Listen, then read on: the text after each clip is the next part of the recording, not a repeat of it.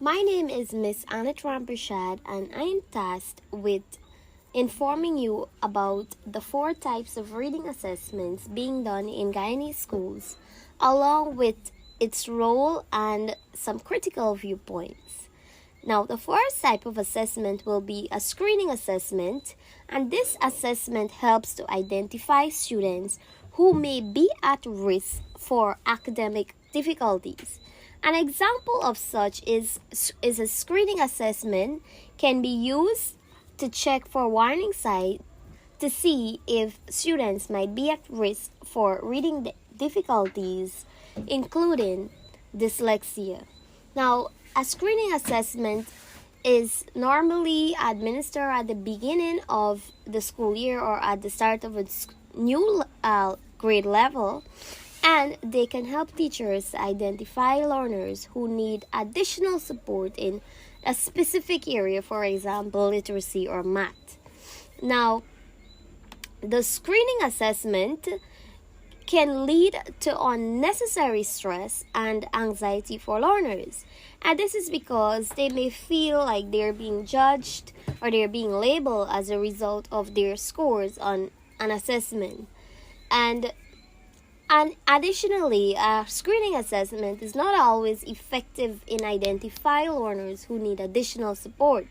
And this is because screening assessments are typically short and they do not provide a complete or detailed picture of a student learning or students that are struggling. Now, the second type of assessment will be the diagnostic assessment, and this assessment is used to identify students' strengths and weaknesses in a particular subject. And this can be used for a variety of purposes, for example, to identify students' prior knowledge and skills. It can be used to identify learning gaps and to monitor student progress. And these two are given at the beginning of a new course or a new unit, but they can also be used at any given time during the school year to monitor a particular child's progress. And some examples of a diagnostic assessment can come in the form of quizzes, pre-tests, etc. Now, with the diagnostic assessment, they are often designed to measure students' performance on standardized testing. However, because standardized tests have been criticized for being biased against certain groups of students, for example, those students from the low-income families and students with disabilities, and so because they have there's lack of access to the learning materials and so on, it may not be accurately measuring the skills and knowledge of all students. Diagnostic assessments can take a lot of time to administer and grade as well, and this can be a challenge for teachers who are already under a lot of pressure. Now, the third type of assessment will be the formative assessment, which is the process of gathering and using information about student learning to improve teaching and learning. Now, it is an ongoing process that takes place during instructional period, and it is used to provide feedback to both students and teachers. And a typical example of this assessment will come in the form of classwork, homework, etc. Now, with the formative assessment, it is an effective tool for improving student learning, but only when it is implemented effectively. In many Guyanese schools, a formative assessment is not implemented effectively, and this is so due to a number of factors, including lack of teacher training and lack of resources. Formative assessments can be used to track student progress over time and to identify students who are struggling. And if this data is not used responsibly, it can be used to reinforce inequality. And an example of this is if students from a certain groups are more likely to be identified as struggling, they may be placed in a lower level class or receive less support. And finally, the fourth type of assessment will be the summative.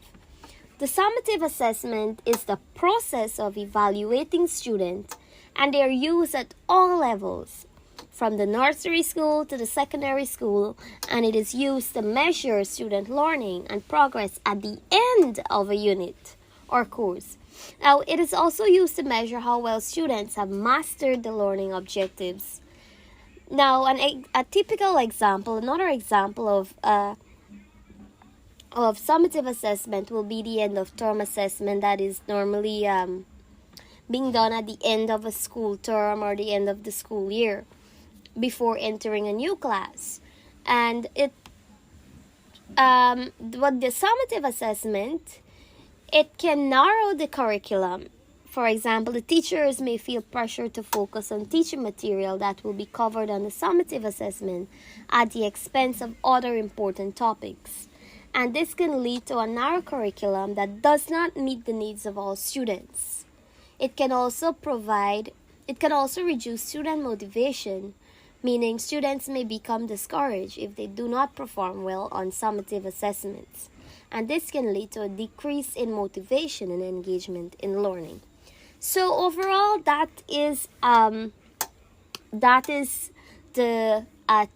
summary of the types of assessment along with its role and some viewpoints. Thank you. My name is Roshni Sokaraj, and today I'll be sharing with you learners' performance in the reading assessment. Reading assessment are essential tools in the education system, particularly in Guyana's school. They serve several crucial roles. First, diagnosing learning needs. The diagnostic assessment present for Darshini Shivnot helps to identify pupils' individual strengths and weaknesses in various reading skills. This information is extremely useful for teachers to cater for students' strengths, needs, and skills. Second, informing instructions. Formative assessment, as demonstrated by Keshma Harikishun, enables teachers to enhance their teaching methods and to provide immediate feedback. In a diverse classroom, this adjustability is critical to meet each pupil's specific needs. Summarizing learning outcome. Summative assessment, as witnessed with the group of pupils, provide a summary of what pupils has learned over a specific period.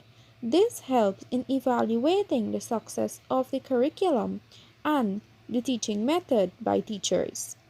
Diagnostic assessment. Darshini Shivnat. For student, Darshini Shivnat's diagnostic assessment is satisfactory.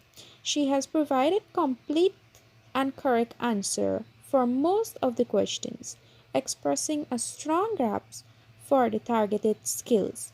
This has proven that she may need more challenging activity to keep her engaged and motivated. Formative assessment. Keshma Harikishun. For a student, Keshma Harikishun, formative assessment have proved a need for additional instruction, support, and guidance in multiple areas, as many responses has received are incorrect. This is important to identify her weakness and to help her reach common goals with her peers. Summative assessment. Groups of 10 pupils. This group of pupils in the summative assessment present a variety of responses, both correctly and incorrectly, displaying a range of skills and knowledge. While some students express professionalism in specific area, others struggle. This shows the need for differentiated instruction and support to cater for each pupil needs effectively. Thank you for listening. My name is Rafi Nurhat, and I will be explaining the specimens of the literacy assessment and the benchmark. First, we have reading comprehension. This task assesses a student's ability to understand and interpret written text. The benchmark may include the ability to identify the main idea, make inferences, and summarize the text. For example, read the following passage and answer the question that follows. The cat sat on the mat. What is the main idea of this sentence? What does it tell you about the cat? Next, we have vocabulary. This task assesses a student's knowledge of words and their meanings. The benchmark may include the ability to use context clues to determine the meaning of unknown words and to use new words correctly in context. For example, what does the word surreptitious mean in this sentence?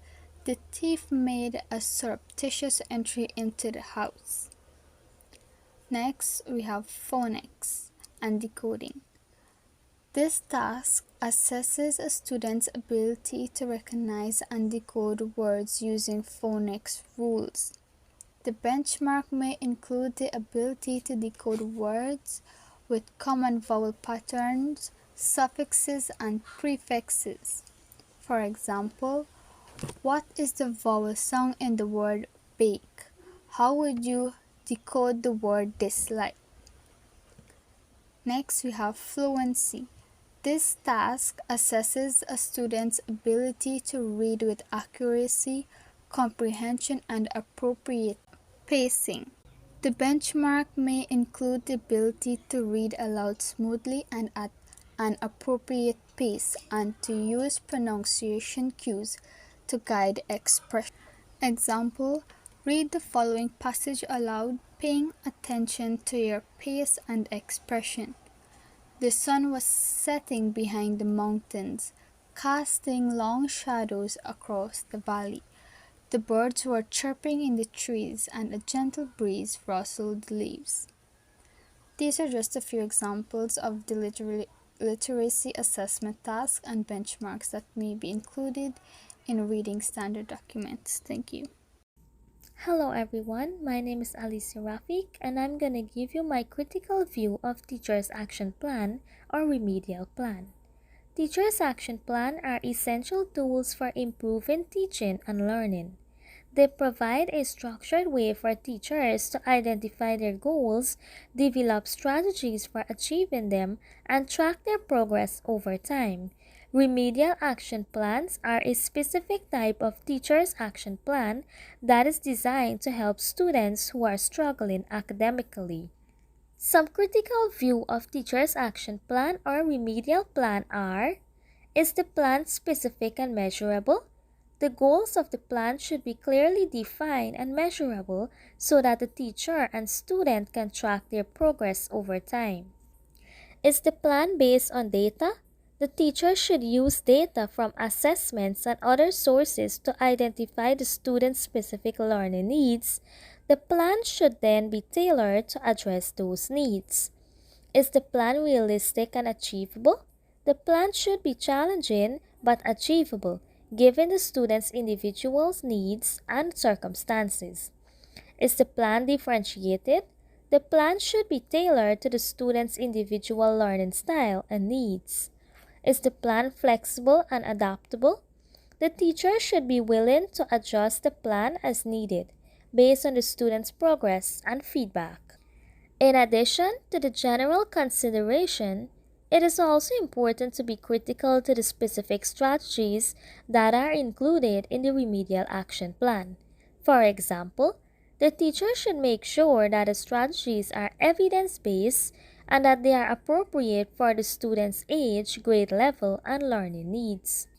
Here are a few steps that you can consider when developing and implementing a remedial action plan. First, we have collaboration. Teachers should collaborate with other teachers, administrators, and parents to develop and implement remedial action plan. This collaboration can help to ensure that the plans are well-rounded and that they address the students' needs from all angles. Second, we have monitoring. Teachers should monitor the students' progress closely and make adjustments to the plan as needed. It is important to be flexible and to adapt the plan to the students' individual needs. Finally, we have communication. Teachers should communicate regularly with the student and their parents about the student's progress and about any changes to the plan. This communication can help to ensure that everyone is on the same page and that the student is getting the support they need to succeed. Thank you for listening. My name is Lisa Rampasad, and I will be sharing with you the outcome of assessment that can be linked to student or classroom profiling. The outcome of an assessment can be linked to student or classroom profiling by analyzing the individual student's performance, strengths, weaknesses, and learning style. This information can then be used to create a profile for each student, identifying their specific needs, preferences, and area for improvement. By examining the patterns and trends across multiple assessments, educators can develop a profile of the entire classroom, identifying common challenges and areas of strength. This profiling can provide valuable insights of teachers to understand the dynamics of the classroom and tailor their instructions accordingly. Additionally, the outcome of assessments can be used to identify students who may require additional support or intervention. By comparing assessment results to predetermined benchmarks or standards, educators can determine if students are meeting academic expectations or if they require specialized instruction or accommodation. Furthermore, the outcomes of assessments can be used to classify students into different groups based on their proficiency level or learning needs. In conclusion, these three types of assessments are essential components of a well-rounded educational system. They work in tandem to support the teaching and learning process. Diagnostic assessments identify where learners are at the beginning, formative assessment guide the journey, and summative assessments provide sense of closure and achievement. To ensure the most effective learning outcomes, educators should use a combination of these assessments, taking advantage of their unique strengths in promoting student growth and understanding. Thank you for listening.